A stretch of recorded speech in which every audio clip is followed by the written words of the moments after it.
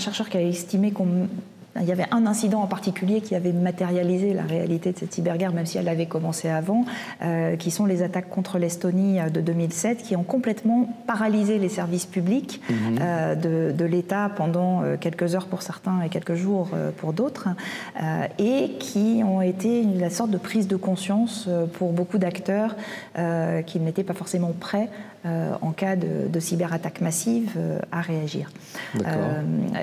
Alors si vous voulez la genèse en France de la montée en capacité, l'amiral Coustillière qui a monté la cyberdéfense vient de sortir un livre où il raconte justement comment il a pu avoir l'autorisation de commencer à développer des outils expérimentaux pour des capacités en fait à la fois défensives mais aussi offensives qui peuvent être appliquées dans le cadre de la guerre en accompagnement des opérations militaires.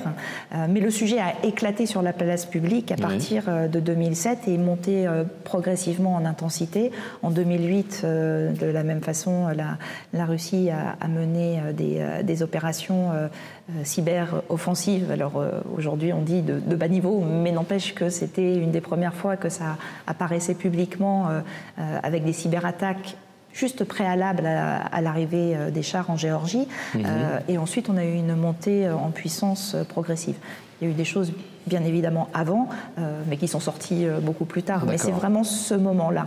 Il y a eu un autre moment clé qui est extrêmement important. Ce sont les révélations d'Edward Snowden en 2013, qui ont montré, en fait, l'ampleur de la surveillance de masse orchestrée par les États-Unis via des moyens numériques et qui a, en quelque sorte, fait sortir un peu de la naïveté un certain nombre de personnes sur les usages numériques. Donc on a ce sujet qui est monté en puissance, qui a explosé avec le livre blanc de la défense en France et de la sécurité nationale. On parle pour la première fois en 2008.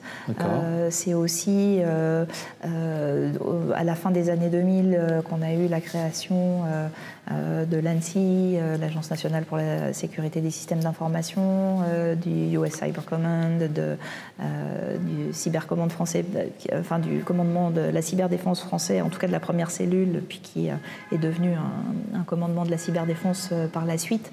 C'est vraiment à partir de la fin des années 2000 que c'est devenu un sujet important. Mais il y avait bien entendu des opérations avant, mais qui étaient réservées à un plus petit nombre d'acteurs.